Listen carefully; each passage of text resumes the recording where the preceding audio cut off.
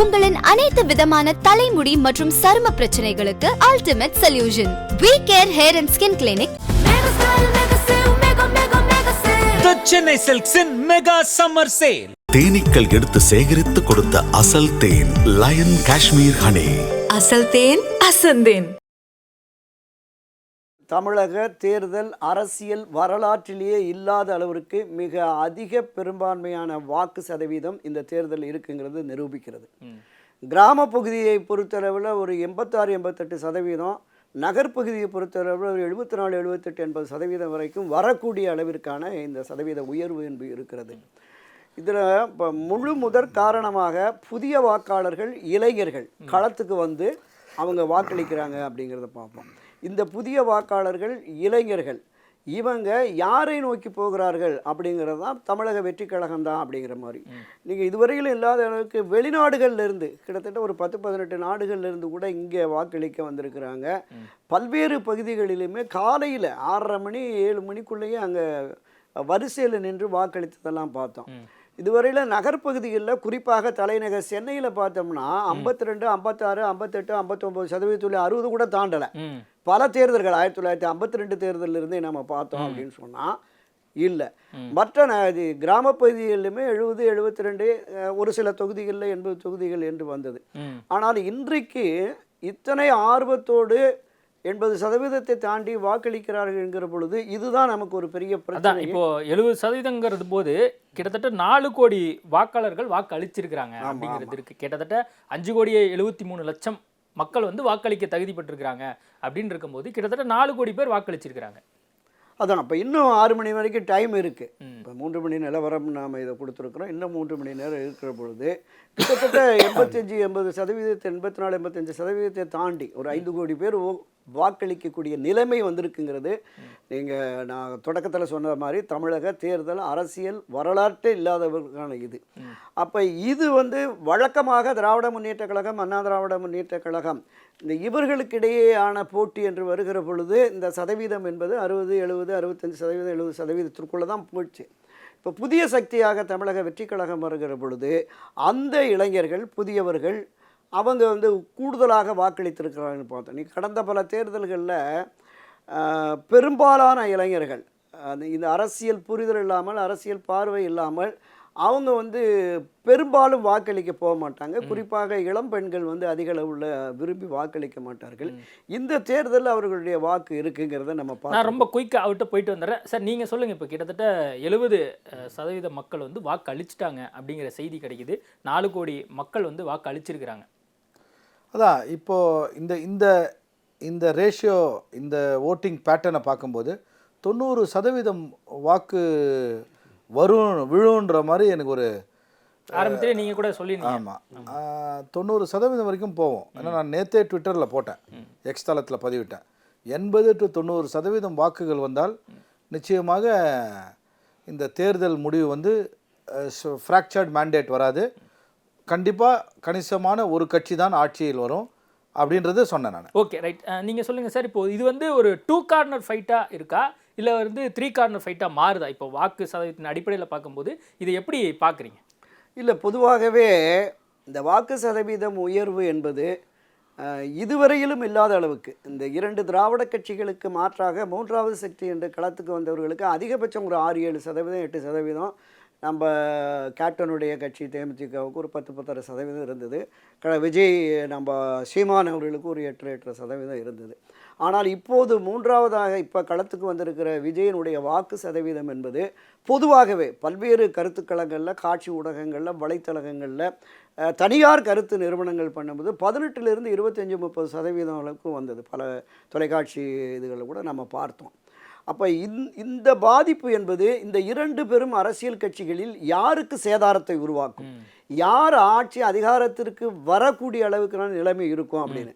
ஒருவேளை இந்த வாக்கு சதவீதம் என்பது இப்போ விஜய் போட்டிருக்கிற கேண்டிடேட்ஸ் வந்து நான் தொடக்கத்திலிருந்தே என்ன பேசினேன்னா, அவருடைய ரசிகர்கள், அவருடைய இயக்கத்தை சார்ந்தவர்கள் தான் வேட்பாளர்களாக இருப்பாங்க. அவங்க அறிமுகம் இல்லாதவர்களாக இருப்பார்கள். அந்த ஊரில், அந்த பகுதியில் தான் தெரியும்.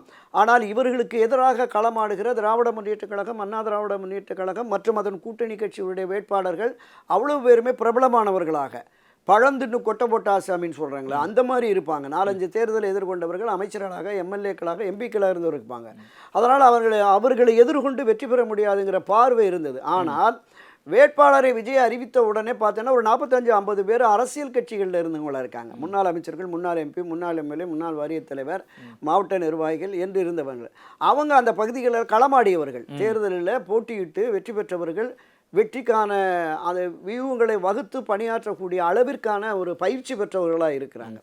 ஸோ அதோட தாவேக்கு அவனுடைய இந்த புதிய வாக்குகள் போகிற போது ஒரு கணிசமான இடங்களில் வெற்றி பெற்று உருவாடுகளோ அப்படிங்கிற மாதிரி தோணுது நமக்கு. ஸோ அப்படி கணிசமான இடங்களில் வெற்றி பெறும்போது அது யாரை பாதிக்கும், யார் இந்த ஆட்சி அதிகாரத்திற்கு இப்போ கிட்டத்தட்ட நம்ம வச்சுக்குவோம் 85% அப்படியே வச்சுக்குவோமே, இதில் ஒரு 40-45% யாருக்கு கிடைக்குதோ அவங்க தான் ஆட்சி அதிகாரத்திற்கு வர முடியும். மிச்சம் 40-42% மற்றவங்க. இல்லை, எனக்கு ஒரு சின்ன டவுட்டுக்காக கேட்குறேன். நீங்கள் பல தேர்தல்களை வந்து நேரடியாக களத்தில் போய் சந்தித்து பல விஷயங்களை பார்த்தனால கேட்குறேன். இப்போது வாக்கு சதவீதம் ஒரு வெற்றி கட்சியாக ஒரு யார் ஜெயிக்கிறாங்களோ வராங்கன்னா அவங்க பெரும்பாலும் எவ்வளோ சதவீதம் வருவதாக உங்களுக்கு தோணுது? இன்றைக்கி வந்து கிட்டத்தட்ட 70% அப்படின்னு நம்ம பார்க்குறோம். ஒருவேளை 85-90% வந்துருச்சுன்னா அந்த வரக்கூடிய கட்சி எவ்வளோ வாக்கு சதவீதம் பெற்றிருப்பாங்கன்னு நீங்கள் நினைக்கிறீங்க? அது கூட்டணியாகவோ தனிச்சோ அல்லது எவ்வளோ வாக்கு சதவீதம் பெற்ற கட்சி ஆளும் கட்சியாக மாறத்துக்கு வாய்ப்பு இருக்கிறதா நீங்கள் பார்க்குறீங்க? இல்லை, அதுதான் குறைந்தபட்சம் 40-42% எந்த அணிக்கு கிடைக்கிறதோ அவர்கள் வெற்றி பெற்று ஆட்சி அதிகாரத்திற்கு வருவதற்கு கூடுதல் வாய்ப்பு இருக்கிறது. இப்போ மீதமுள்ள ஒரு 48% என்பது மற்ற கட்சிகள் 3-4 முனையில் இருக்குது. இப்போ இதை தாண்டி சேதாரத்தை உருவாக்குவதற்கு என்றே 1-2 அமைப்புகள், கட்சிகள் போட்டிக்கிட்டு இருக்கு. உதாரணத்துக்கு திருமதி வி.கே.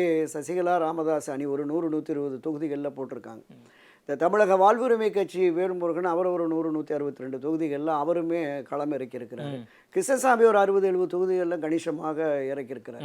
இப்போ இவர்கள் ஒரு தொகுதிக்கு 500-1000 ஓட்டுனாலும் கூட அது யாருக்கு சேதத்தை உருவாக்கும் அப்படிங்கிறது நம்ம பார்க்கணும். இப்போ திராவிட முன்னேற்ற கழகம் எங்களின் அரசியல் எதிரி என்று தமிழக வெற்றி கழகம் வந்திருக்கிறது. இப்போ இதுவரையிலும் அரசியல் எதிரி என்று கிட்டத்தட்ட 53 வருஷமாக போராடிய கட்சி அனைத்து இந்திய அண்ணா திமுக.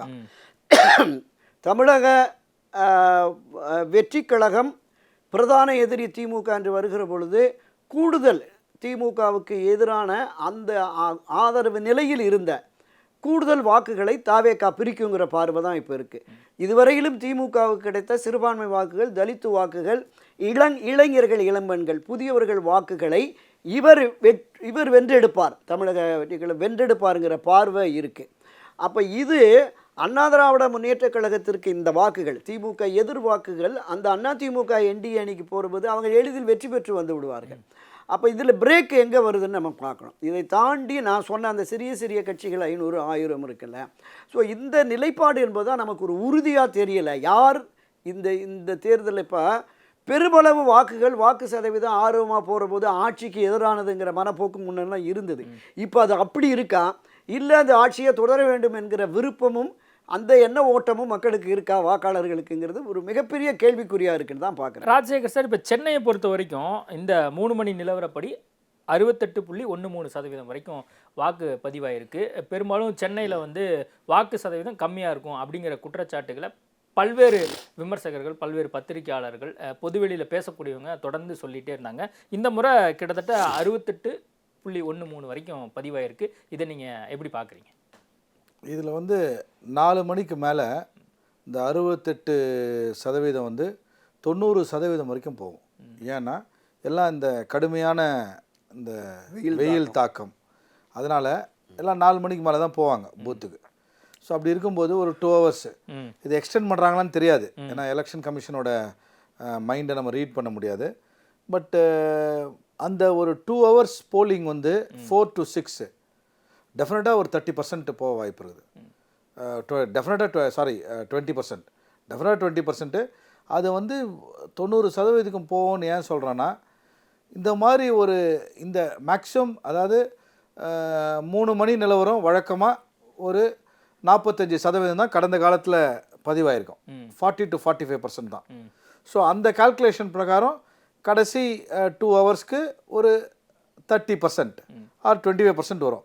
ஸோ 70 to 75% வரும். இல்லை, சென்னை மக்கள் வந்து ஆர்வமாக வாக்களிக்கிறாங்க அப்படிங்கிற ஒரு பார்வை இருக்குது. அதே நேரத்தில் எஸ்ஐஆர்னால வந்து இது அதிகமாகிடுக்கா? அது மட்டும் இல்லாமல் மக்கள் ஆர்வமா இருந்ததற்கான ஒரு காரணம் வேற என்ன காரணம்? அரசியல் காரணமா இல்லை வந்து கட்சி மீது எதுவும் ஈர்ப்பு காரணமா? என்ன காரணம் நீங்க நினைக்கிறீங்க? இல்லை, அர்பன் அதாவது சிட்டி லிமிட்ஸில் வந்து இவ்வளோ அதிகம், முக்கியமாக சென்னை மாதிரி நகரங்களில் இவ்வளோ வாக்கு சதவீதம் ஒரு புதிய நடிகர் கட்சி தான் காரணம். அப்படி தான் நான் பார்க்குறேன். நம்ம அதை ஏற்றுக்கொள்ள வேண்டும். இந்த யங் ஃப்ரெஞ்சி க்ரௌடுன்னுவாங்க, இந்த ஜென்ஜி க்ரௌடு, அவங்க ஓட்டு வந்து நிச்சயமாக இந்த வாக்கு சதவீதம் உயரதுக்கான காரணங்கள். ஆனால் இது வந்து எந்த திமுக கூட்டணிக்கோ இருக்கிற எடப்பாடி அதிமுக கூட்டணிக்கோ பாதிப்பு ஏற்படுத்தும் என்பது காரணம் கிடையாது. ஏனென்றால் அவருடைய வாக்கு சதவீதம் இன்டாக்டாக இருக்குது. அதான் நம்ம அந்த கட்சியாக நம்ம பேசணும்னா மக்கள் வாக்களிச்சிருக்காங்கன்னா அதுக்கு என்ன காரணம்? இல்லை, மக்களுக்கு வந்து பிரச்சனைகள் எதுவும் அடிப்படையாக அப்படி இல்லை அதை பார்க்கறதா இல்லை வந்து இப்போ எலெக்ஷன் கமிஷனே வந்து அப்பார்ட்மெண்ட்ல வந்து நாங்கள் பூத் அமைச்சிருக்கோம்னு சொல்றாங்க, அதனால எதுவும் வாக்கு அதிகமாக? சார், எலெக்ஷன் கமிஷன் ஒவ்வொரு முறையும் வாக்கு 100% வாக்கு தேவை, வாங்க போடுங்கன்னு சொல்லிட்டு தான் இருக்காங்க. ஆனால் மக்கள் யாரும் அதை சீரியஸாக எடுத்துக்கிறதே இல்லை. இந்த மாதிரி அதிகமாக நாங்கள் பண்ணியிருக்கோம். போன தடவைலாம் 68,000 பூத்தா இருந்தது, இந்த தடவை 75,000 பூத் ஏற்பாடு பண்ணி இல்லை, அதெல்லாம் அப்பார்ட்மெண்ட்டே நாங்கள் உங்கள் வீட்டு முன்னாடியே இருந்து பூத் அமைச்சு கொடுக்குறோம்லாம் பண்ணியிருக்காங்கல்ல. அதனால எதுவும் அதிகமாக போட்டு அதெல்லாம் சீனியர் சிட்டிசன்ஸுக்கு எல்லாம் நிறைய ஸ்கீம்ஸ் கொண்டு வந்தாங்க, அதாவது அட்ராக்ட் பண்ண. அதுவும் ஒரு காரணமான்னு கேட்குறேன். ஆமாம், எல்லாரும் கட்சியினுடைய வரவேற்பு இருக்கு. ஒரு காரணம் சொல்ல முடியாது, பல காரணம் இருக்குது. அதில் ஒன் ஆஃப் த காரணம் நீங்கள் சொல்கிற காரணம், ஒன் ஆஃப் த காரணம் நான் சொல்கிற காரணம், மற்ற பல காரணங்களும் இருக்கிறது. ஏனென்றால் மக்களுக்கு சில கட்சிகள் மீது வெறுப்பு இருக்கலாம், மக்களுக்கு சில கட்சிகள் மீது பாசமும் இருக்கலாம். அது கூட ஒரு காரணம். நம்ம போய் ஓட்டு போடாத போனால் அவன் வந்துடுவான் அப்படின்றதுக்காக சிலர் ஓட்டு போடுவாங்க. நம்ம ஓட்டு போடாத போனால் நம்ம ஓட்டை வேற யாராவது போட்டுருவாங்கன்னு சொல்லி அந்த ஒரு ஆர்வத்துலேயும் வரலாம். இப்போ அது மட்டும் இல்லை, இப்போ இந்த ஓட்டர் இந்த எஸ்ஐஆருக்கு அப்புறம் எஸ்ஐஆர் ஒரு காரணம். ஏன்னா எஸ்ஐஆருக்கு அப்புறம் நம்மளுடைய வாக்கு வந்து ரொம்ப இம்பார்ட்டண்ட்டு. ஏன்னா ஓட்டு உரிமை இல்லைன்னா நம்ம சிட்டிசனே இல்லைன்ற அளவுக்கு போயிடுன்ற ஒரு பயம். அந்த மாதிரி இல்லை, பட் அதுவும் ஒரு பயம் காரணம். ஸோ அவங்கவுங்க தன்னுடைய வாக்கை வந்து சேஃப்டியாக அவங்க வந்து பதிவு பண்ணி அதை எஸ்டாப்ளிஷ் பண்ணி வச்சுக்கணும்னு நினைக்கிறதும் ஒரு காரணம். ஸோ இந்த மாதிரி பல காரணங்களை முன்வைத்தால் இந்த வாக்கு சதவீதம். இப்போ வந்து எப்படி ஒரு குடும்ப அட்டை தேவையோ, எப்படி ஒரு ஆதார் கார்டு தேவையோ, அந்த மாதிரி ஒரு எலெக்ஷன் போல் பண்ணி அந்த ஐடென்டிட்டி கார்டு தேவைன்றது எல்லார் மனசுக்கும் வந்து விட்டது. இது நம்மளுக்கு ஒரு ப்ரூஃபு, ஒரு பாஸ்போர்ட் மாதிரி, ஆதார் மாதிரி, குடும்ப அட்டை மாதிரி. ஸோ வாக்காளர் அடையாள அட்டையும் நம்மளுக்கு கண்டிப்பாக வேணும். நம்ம இதை இழந்துட்டோம்னா நம்மளோட குடியுரிமையே இழந்துருவோம். ஏன்னா எஸ்ஐஆர் பாதிக்கும். அப்புறமா இதனால் நம்ம வந்து வாக்கு இல்லாத ஒரு சிட்டிசனாக வாழ வேண்டியதாக இருக்கும் அப்படின்றதுக்கு எஸ்டாப்ளிஷ் பண்ணுறது கூட வந்து வாக்களிக்கலாம். அதெல்லாம் கூட காரணம் தான். சார், துரைக்கண்ணா சார், நீங்கள் சொல்லுங்கள், இந்த சென்னையில் வாக்கு சதவீதம் அதிகமாக இருக்குது, இதை நீங்கள் எப்படி பார்க்குறீங்க? நீங்கள் தொடர்ந்து சென்னையிலே வசிக்கக்கூடிய நபர், நீங்கள் ஜேர்னலிஸ்ட்டாக நிறைய இடங்களுக்கு ட்ராவல் பண்ணியிருப்பீங்க, பல்வேறு தேர்தல்களை கவர் பண்ணியிருப்பீங்க. அப்படி பார்க்கும்போது இது என்ன மெசேஜை காட்டுது? அதாவது இதுவரையிலும் நடைபெற்ற பல்வேறு தேர்தல்களில் இங்கே சென்னை நகர்ப்பகுதியில் வாசிக்கிற ஒரு 35-40 லட்சம் பேர் வெளியூரில் தான் அவங்களுக்கு வாக்கு இருக்கும், ஓட்டு போடுறதுக்கு இருக்கும். பல கம்பெனிகளில், தனியார் நிறுவனங்களில் பணியாற்றுகிற பல பேர் அது மாதிரி இருக்கும். ஆனால் இந்த தேர்தலில் வந்து இந்த வாக்காளர்கள் புதுப்பி வர்றபோது பலர் 10-20 லட்சம் பேர் இங்கேயே அவங்க வாக்குகளை செலுத்தக்கூடிய அளவிற்காக வாக்கு பதிவுகளை அவங்க பண்ணியிருக்காங்க. இதை தாண்டி நடுத்தர வயதினர், கொஞ்சம் உயர்நிலையில் இருக்கிறவங்க வந்து வாக்குச்சாவடி போகிறதுக்கே இந்த அரசியல் கட்சிகள் மீதான வெறுப்பின் காரணமாக நம்ம வாக்களிக்கணுமா, வரிசையில் நின்று இதெல்லாம் இவங்களுக்கெல்லாம் ஓட்டு போடணுமா அப்படிங்கிற ஒரு பார்வையும் இருக்கும். எனக்கு ஒரு சந்தேகம். இப்போ கடந்த 2024 நோட்டாவுக்கு மட்டுமே கிட்டத்தட்ட வந்து எவ்வளோ வாக்குகள் விழுந்திருக்கு அப்படின்னா கிட்டத்தட்ட 4,67,068 வாக்குகள் பதிவாயிருக்கு. ஒருவேளை நோட்டா இது அதிகமாக விழுந்துருச்சோ? இல்லை, அதான் அரசியல் கட்சிகள் மீதான வெறுப்புன்னு சொன்னாலும் எனக்கு அந்த ஆமாம் வெறுப்பு என்பது தான் அந்த நோட்டாவுக்கெல்லாம் போகிறது. தன்னுடைய கடமையை ஆற்ற வேண்டும், ஜனநாயக கடமையை ஆற்ற வேண்டும். அரசியல் கட்சிகள் பிடிக்கலைன்னா நம்முடைய எதிர்ப்பையாவது பதிவு பண்ணுவோங்கிற பார்வையில் தான் போயிருக்காங்க. இல்லை, இது எதிர்ப்பில் பதிவு பண்ணாங்களா இல்லை ஆதரவலை எதிர்ப்பலைன்னு சொல்கிற மாதிரி அதில் எதுவும் இத்தனை வாக்கு சதவீதம் வந்து அதுதான். இப்போ இன்றைக்கு புதிய வாக்காளர்கள் கிட்டத்தட்ட 1.25 கோடி பேர் இந்த 18 25-30 வயதுக்குள்ளே இருக்கிறவங்களாம் இவங்கெல்லாம் 100% பதிவாகணும் அப்படிங்கிற மாதிரி தான் காலையிலே ஆர்வத்தோடு போயிடுறாங்க. அந்த அளவிற்கு நகர்ப்பகுதிகளில் வாழ்கிறவர்கள் இந்த வாக்கு செலுத்த வேண்டியது நம்முடைய கடமை என்று உணர்ந்ததனுடைய விளைவு தான். ஏன்னா நான் தொடக்கத்தில் சொன்னது மாதிரி அதிகபட்சம் 58-59% தான் சென்னை நகரில் இருந்தது. இன்றைக்கே இப்போவே கிட்டத்தட்ட வந்துருச்சு, 69-70% வந்துருச்சு. இன்னும் சகோதரர் சொன்ன மாதிரி 90% எட்டுவதற்கான கூடுதல் வாய்ப்பு இருக்கிறது. தலைநகரில் இந்த மாற்றம் என்பது வரவேற்கத்தக்க ஒரு மாற்றமாக இருக்கிறது. இதற்கு தேர்தல் ஆணையமும் பெரிய அளவில் நீங்கள் பள்ளிகள், கல்லூரிகள், தனியார் நிறுவனங்கள் பல இடங்களில் விழிப்புணர்வு பிரச்சாரத்தையும் ஏற்படுத்தினாங்க. நமக்கான கடமை இது, எனவே இந்த ஜனநாயக கடமை ஆற்ற நீங்கள் அனைவரும் வர வேண்டும் என்று அந்த விழிப்புணர்வு பிரச்சாரம் என்பதும் ஒரு காரணமாக இருக்கும். பள்ளிகளில் கூட 18 வயது கடந்தவர்கள் வாக்களிக்கணுங்கிற விஷயத்தை அவங்க ஆசிரியர்களும் அரசியல் ஆர்வம் அதிகமாக கூடியிருக்கு. அந்த புரிதலுமே இருக்கிறது.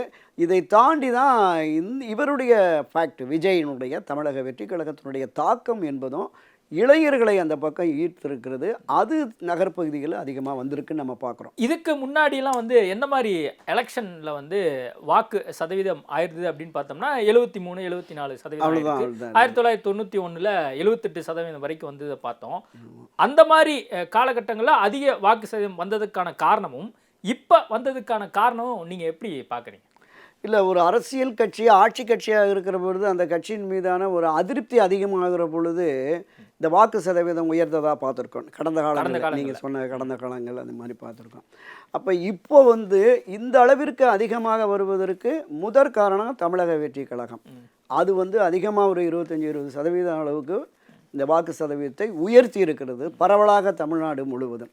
இப்போ இதை தாண்டி திராவிட முன்னேற்ற கழகத்தினுடைய அந்த ஆட்சி செயல்பாடுகள், அவர்கள் ஆட்சி அரசியல் ரீதியாகவும் ஆட்சி ரீதியாகவும் கட்சி ரீதியாகவும் செய்கிற இந்த பிரச்சனை, இந்த விஷயங்கள் இருக்குல்ல, இப்போ இது வந்து அவர்களுக்கு ஒரு ஆதரவு அலையை நிச்சயமாக உருவாக்கி இருக்குன்னு பார்ப்போம். இந்த பக்கம் பிரதான எதிர்க்கட்சியுமே இந்த ஆட்சியின் மீதான பல்வேறு குற்றச்சாட்டுகளை சுமத்திருக்கிறாங்க. ஆட்சி மாற்றம் தான் தீர்வு என்று வந்திருக்கிறார்கள்.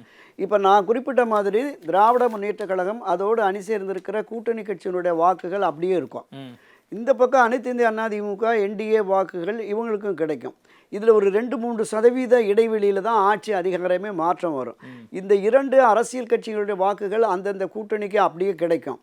இதை டிசைடிங் ஃபேக்டர்னு ஒரு 10-15% பொதுமக்கள் வாக்காளர்கள், அரசியல் சாராதவர்கள், அவங்க என்ன முடிவெடுக்கிற பொறுத்து தான் ஆட்சி மாற்றமா அல்லது டிசைடிங் ஃபேக்டர், அதாவது பொதுநிலை வாக்காளர் ஒரு கேட்டகரி இருக்கு. ஆமா ஆமா, அவங்களுமே வாக்களிச்சிருக்காங்க அப்படின்னு நிறைய வாக்களிச்சிருக்கிறாங்க. அவங்க எதை நோக்கி ஆட்சி மாற்றம் வேண்டும் என்று வாக்களிக்கிறார்களா, ஆட்சி தொடர வேண்டும் என்று ஒட்டுமொத்தமா மாற்ற வேணும்னு வாக்களிச்சாங்களா?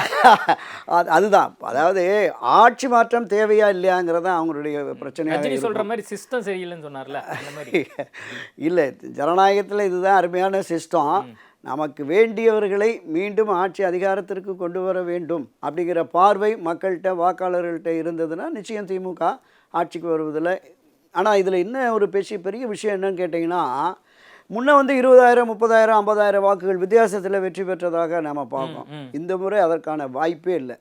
வெற்றி பெறுபவர்களுக்கும் தோல்வியடைவர்களுக்கும் இடையிலே வந்து 1000, 1500, 500 வாக்குகள், இந்த மாதிரி தான் மிக குறைவான வாக்கு வித்தியாசத்தில் மிக குறைவான வாக்குகள் வித்தியாசத்தில் தான் வெற்றி தோல்வியே தீர்மானிக்கப்படும். அதனால தான் மிக தீவிரமாக களமாடி இந்த வாக்குகளை சேகரிப்பதற்கு நான் குறிப்பிட்டது மாதிரி திராவிட முன்னேற்ற கழகம் அதனுடைய அரசியல் பணி, தேர்தல் பணி என்பது ஒரு பிரமிக்கத்தக்க வகையில் தான் இருந்தது.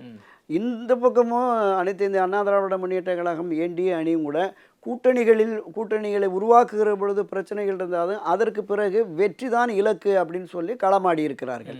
அப்போ மக்களுடைய பார்வை எப்படி, அது மே 4ஆம் தேதி தெரிஞ்சிடும். ஓகே, இப்போ இந்த டிஜிட்டல் கேம்பெயினை நீங்கள் எப்படி பார்க்குறீங்க? ஒரு பத்திரிகையாளராக, நீங்கள் நாளிதழில் பணியாற்றிய நபர், ஊடகங்களில் பல்வேறு ஆண்டு காலமாக நீங்கள் வந்து மேடைகளில் பேசிட்டு வரீங்க, பல்வேறு நிகழ்ச்சிகளில். இந்த டிஜிட்டல் கேம்பெயினை அரசியல் கட்சிகள் எப்படி பயன்படுத்திக்கிட்டாங்கன்னு நினைக்கிறீங்க இந்த தேர்தலில்? இல்லை, இப்போ எல்லா அரசியல் கட்சிகளுமே இந்த இணையதள வாய்ப்புகளை மிக அதிகமாக பயன்படுத்தியிருக்காங்க. பெரிய அளவில் தாக்கத்தை உருவாக்கி இருக்கிறாங்க. இது வந்து சாதாரணமாக இந்த செல்ஃபோன் கையில் வச்சுருக்கிற ஒவ்வொரு இளைஞர்கள், ஒவ்வொரு இளம்பெண்கள், ஒவ்வொரு பெண்களும் ஒரு பெரிய தாக்கத்தை உருவாக்கியிருக்கு. இதில் நிறையா திராவிட முன்னேற்ற கழகம், இந்த பக்கம் அனைத்து இந்திய அண்ணா திராவிட முன்னேற்ற கழகம், பாரதிய ஜனதா கட்சி உட்பட பெரிய அரசியல் கட்சிகள் இதை ஒரு மிகப்பெரிய அளவில் பிரச்சார யுக்தியாக கொண்டு போயிருக்கிறாங்க. ஆனால் அதனுடைய உண்மைத்தன்மையை அறிய முடியாத அளவுக்கு தான் நிறைய போயிடுச்சு. நிறைய ஃபேக் ஐட்டங்கள் நிறையா. இப்போ திடீர்னு 147 177 இடங்களில் வெற்றி பெற்று அதிமுக ஆட்சி அமைக்கும்னு ஒருத்தர் போட்டு விட்டுருவார். அது ஏதாவது ஒரு கருத்து கணிப்பு அப்படின்னு. அடுத்த 2 நாள் பார்த்தோம்னா 170 இடங்கள் 190 இடங்களில் திமுக அணி வெற்றி பெற்று அதிமுக 80 70 60ன்னு போயிடும் அப்படிங்கிற மாதிரி இருக்குது. இப்போ இதனுடைய உண்மைத்தன்மையை இன்னொரு கட்சியை விட்டுட்டீங்க. ஆமாம் ஆமாம் ஆமாம். இல்லை எல்லா அரசியல் கட்சிகளுமே தமிழக வெற்றி கழகமும் சரி மற்றவர்களும் சரி இதை மிகப்பெரிய அளவில் பயன்படுத்திக்கிட்டாங்க. இந்த இடையதள பிரச்சாரம் என்பது பெரிய அளவில் ஒரு தாக்கத்தை உருவாக்கியிருக்கு. அதோடைய டிரான்ஸ்ஃபர்மேஷன் எப்படி பார்க்குறீங்க? மக்கள் முன்னாடி வந்து கட்சியினுடைய பிரச்சாரத்தை எப்படி பார்த்தாங்க, இப்போ இந்த முறை எப்படி பார்த்துருக்காங்க? இல்லை பொதுவாகவே ஒரு அரசியல் கட்சியினுடைய தலைவர், அந்த தலைவருடைய அந்த ஈர்ப்பு, அதை தாண்டி அவர்கள் அறிவிக்கிற சின்னம், கட்சி தலைமை சின்னம், இதுதான் பிரதானமாக இருக்கும். இதை தாண்டி பிரச்சார பலம் என்பது அவங்களுக்கு ஒரு கூடுதல் பலமாகத்தான் இருக்கும். மற்றபடி கீழே ஃபீல்டு ஒர்க் இருக்குல்ல, அந்த பூத் கமிட்டி பாக கமிட்டி வாக்காளர்களை அணுகுகிற முறை, அதுதான் வெற்றி தோல்வியை தீர்மானிக்கும். இப்போ அதில் யார் ஸ்கோர் பண்ணுறாங்க அப்படிங்கிறதே நம்ம பார்க்கணும். இன்னொன்று, ஒரு அரசியல் கட்சியின் மீது ஒரு ஈர்ப்பு வந்துருச்சு, அந்த அரசியல் கட்சி தலைமையின் மீது ஒரு ஈர்ப்பு வந்துருச்சு அப்படின்னா அவங்க முதல்ல டிசைட் பண்ணிடுவாங்க இங்கே தான் நம்ம ஓட்டு போடணும் அப்படின்னு சொல்லிட்டு. மற்றபடி பிரச்சாரங்கள்லாம் பெரிய அளவில் பாதிப்பை உருவாக்குது. ஒரு 2% 1% பிரச்சாரத்தினுடைய தாக்கம் இருக்குமே தவிர அவங்க ஏற்கனவே டிசைட் பண்ணிடுவாங்க யாருக்கு இந்த முறை வாக்களிக்க வேண்டும் என்பதை. இன்றைய இளம் தலைமுறையின் உட்பட மூத்தவர்கள், பல தேர்தல்களை எதிர்கொண்ட மூத்தவர்களும் கூட யாருக்கு வாக்களிப்பது என்பதை தீர்மானிச்சிருவாங்க. நான் உங்கள்கிட்ட திரும்ப வரேன். இப்போ சொன்ன மாதிரி இந்த முறையெல்லாம் வந்து ஏற்கனவே மக்கள் முடிவு பண்ணிட்டாங்களா? இப்போது கடந்த சில நாட்களாக நம்ம பார்க்குறோம் சைலன்ஸ் பீரியட் அப்படின்னு சொல்லி ஒரு நாள் கொடுக்குறாங்க. இன்றைக்கி கூட வந்து பெருசாக நம்ம வந்து டிஸ்கஷனில் கூட வந்து பெருசாக ரெஸ்ட்ரிக்ஷனில் இருக்குது அப்படிங்கிற ஒரு சூழல் இருக்கும்போது மக்கள் ஆல்ரெடி முடிவு பண்ணிட்டாங்களா இந்த கட்சிக்கு தான் ஓட்டு போடணும் நம்ம அப்படின்னு சொல்லி முடிவு பண்ணி தான் வந்து இன்றைக்கி வாக்களிக்கிறாங்கன்னு நீங்கள் அதில் உங்களுக்கு எந்த சந்தேகமே வேணாம். மக்கள் வந்து புத்திசாலிகள். நம்ம அரசியல்வாதிகளும் இந்த மாதிரி ஊடக விவாதத்தில் நம்ம பேசி கொண்டிருப்பது தான் உண்மை என்று நினைப்பது தவறு. மக்கள் வந்து முன்னாடியே இது வந்து அவங்க ரொம்ப நாளாகவே முடிவு பண்ணி வச்சுருப்பாங்க அது யாருக்கு ஓட்டு போடணுன்னு. இந்த மாதிரி இந்த சும்மா ஒரு 2-3 நாள்லலாம் மாற்றம் வரும் அப்படின்னு சொல்கிறதெல்லாம் வந்து அடிப்படையாக முட்டாள்தனமான ஒரு வாதம். அது இப்போ people are very very clear. நீங்கள் ரிசல்ட் வரும்போது நீங்கள் நம்ம 2 பேரும் உட்காந்து எல்லோரும் பேசும்போது பார்ப்போம். அதை ரிசல்ட் வரும்போது தெரியும். இந்த வாக்கு சதவீதம் உயர்ந்ததுனால அப்படியே எல்லாரும் காணாமல் போயிடுவாங்க, புதுசாக ஒருத்தர் வந்துடுவாருன்னு சொல்கிறது வந்து அடிப்படையாகவே ஜீரோ நாலேஜ்னு சொல்லணும். அப்படிலாம் கிடையாது. மக்களுக்கு தெரியும் எது எந்த பக்கம் வாக்களிக்கணும். இப்போ என்ன தமிழ்நாட்டுக்கு நம்மளுடைய தேவை என்ன, தமிழ்நாட்டுக்கு யார் ஆட்சி செய்தால் தமிழ்நாட்டு நலன் காக்கப்படும், தமிழ்நாட்டு மக்கள் தன்னுடைய வாழ்க்கை தன்னுடைய ஜென்ரேஷன்ஸ்க்கு யார் ஆட்சி செய்தால். அதில் வந்து நிறைய ifs and buds, anti incumbency, வெறுப்பு, எனக்கு கூட ஆளுகின்ற கட்சி மீது பயங்கர முரண்பாடு இருக்குது, விமர்சனங்கள் இருக்குது. அதற்காக நான் வந்து முட்டாள்தனமான ஒரு முடிவு எடுக்க மாட்டேன். அதான் தமிழ்நாட்டு மக்களோட வாக்காளனுடைய பெருமையும் சிறப்பும். ஏன்னா தமிழ்நாட்டு வாக்காளர் வந்து புத்திசாலிகள். ஒருத்தர் மீது இருக்கிற கோபத்தை தேர்தல் நேரத்தில் முழுமையாக காண்பிக்கும் போது எதிர்மறையாக காண்பித்தால் நஷ்டம் அந்த கட்சிக்கு இல்லை, நமக்கு தான். ஏன்னா இண்டிவிஜுவலோட ஒரு நாடு தான் முக்கியமானது. ஸோ நாட்டு நலன் கருதி தான் இந்த தேர்தல் முடிவு இருக்கும் என்பது என்னுடைய ஆழ்ந்த கருத்து. ஓகே சார், இப்போது கட்சிகளுடைய அந்த கொள்கை பார்த்தீங்கன்னா மிக முக்கிய பங்கு வகிக்குது. அதுவும் வந்து நிர்வாக ரீதியாக இருக்கட்டும் அல்லது ஆட்சியை வந்து வழி நடத்துறதுலையும் முக்கிய பங்கு வகிக்காது. அது மத்திய அரசாங்கம் ஏதாவது ஒரு திட்டத்தை தமிழ்நாட்டு மீது கொண்டு வராங்கன்னா அதனுடைய நிலைப்பாட்டை வந்து அரசாங்கங்கள் அறிவிக்குது. இந்த அணுகுமுறையெல்லாம் பேஸ் பண்ணி தான் மக்கள் வாக்களிப்பாங்க அப்படின்னு எதுவும் ஒரு பார்வை இருக்குல்ல? இல்லை, இப்போ அண்ணா திராவிட முன்னேற்ற கழகத்தை நிறுவிய புரட்சித் தலைவர் எம்ஜிஆர் அவர்கள் வந்து 1977, 80, 84 ஒரு 3 முறை ஒரு ஹாட்ரிக் வெற்றியை பெற்று ஒரு 10-11 ஆண்டுகள் இந்த நாட்டை ஆண்டார். அவருடைய அணுகுமுறை எப்படி இருந்ததுன்னா, மத்திய அரசோடு ஒரு இணக்கமான போக்கு இருக்கும். மாநிலத்தின் தேவையை உணர்ந்து மாநில வளர்ச்சி, மக்களினுடைய நன்மை, அதுதான் பிரதானமாக அவர் இருந்தது.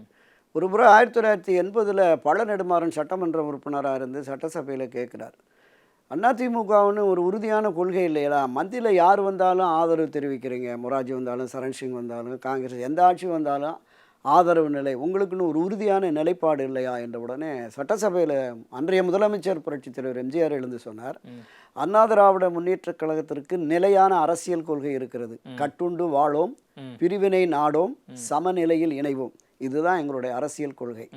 அதிமுக ஆட்சிக்கு என்று ஒரு கொள்கை இருக்கிறது. அந்த கொள்கை என்னவென்றால், இந்த தமிழ்நாட்டு மக்களின் நலன் முக்கியம், இந்த மாநிலத்தின் வளர்ச்சி முக்கியம்.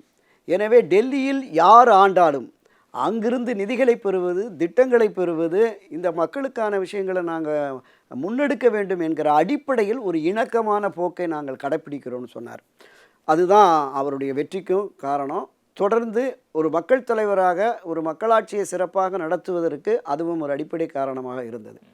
அதே நிலை செல்வி ஜெயலலிதா அவர்கள் வந்ததுக்கு பிறகு அவங்க சில விஷயங்களில் போர்க்குணத்தோடு சட்ட ரீதியாக கூட போராட்டம் நடத்தி மத்திய அரசோடு இணக்கமான போக்கு இருக்கிற போது இணக்கமான போக்கு இருந்தது. மற்றபடி சட்ட ரீதியான போராட்டங்களை நடத்தி காவிரி பிரச்சனையாகட்டும் மற்ற பிரச்சனைகளாகட்டும் அதிலேயுமே வந்தாங்க.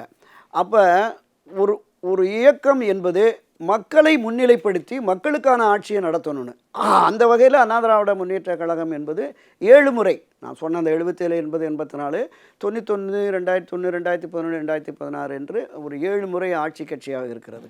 இந்த 7 முறை ஆட்சி கட்சியாக இருக்கிற அண்ணா திராவிட முன்னேற்ற கழகத்தினுடைய செயல்பாடுகள், அவர்களுடைய அணுகுமுறைகள், அந்த கட்சியினர் பொதுவெளிகளில் நடந்து கொண்ட விதங்கள், இது ஒரு பார்வை இருக்கும். திராவிட முன்னேற்ற கழகம் 6 முறை ஆட்சி கட்சியாக இருந்திருக்கிறது. திராவிட முன்னேற்ற கழகத்தினுடைய செயல்பாடுகள், அவர்கள் ஆட்சி சாதனைகள், அந்த கட்சியை சார்ந்தவர்கள் பொதுவெளிகளில் நடந்துக்கிற அந்த விஷயங்கள். இப்போ பெரும்பாலுமே சட்ட ஒழுங்கு பிரச்சனை, பாலியல் தொடர்பான பிரச்சனைகளை தேமுதிக பிரேமலதா வரைக்கும் சொல்லக்கூடிய நிலைமை இருக்குல்ல. இப்போ இந்த பார்வையும் பொதுவெளிகளில் இருக்கும். அப்போ இந்த குணம் நாடி குற்றமும் நாடி அவற்றுள் மிகை நாடி மிக்க கொளல், மிகை நாடுவார்கள். எங்கே தவறுகள் அதிகம் அவர்களை அப்புறப்படுத்துவோம், எங்கே தவறுகள் குறைவு அவர்களை மீண்டும் ஆட்சிக்கு கொண்டு வருவோம். இந்த பார்வையும் இருக்கும். அது எந்த விதமான பார்வைங்கிறத நம்ம மேம்படம் பார்த்துக்கலாம். உங்களின் அனைத்து விதமான தலைமுடி மற்றும் சரும பிரச்சனைகளுக்கு ultimate solution V care hair and skin clinic. The Chennai Silks in Mega Summer Sale. தேனீக்கள் எடுத்து சேகரித்து கொடுத்த அசல் தேன் லயன் காஷ்மீர் ஹனி. அசல் தேன் அசந்தேன்.